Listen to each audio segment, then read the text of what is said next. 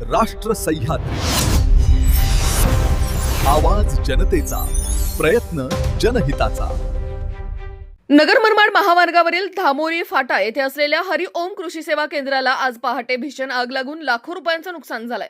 साईनाथ भिसे यांच्या मालकीच्या या कृषी सेवा केंद्राला लागलेल्या आगीने काही क्षणांतच रौद्र रूप धारण केले. दुकानातून धुराचे मोठे लोट आणि आगीच्या उंच ज्वाळा उसळल्याने परिसरात एकच खळबळ उडाली. घटनेची माहिती मिळताच अग्निशमन दलाच्या गाड्या तातडीने घटनास्थळी दाखल झाल्या.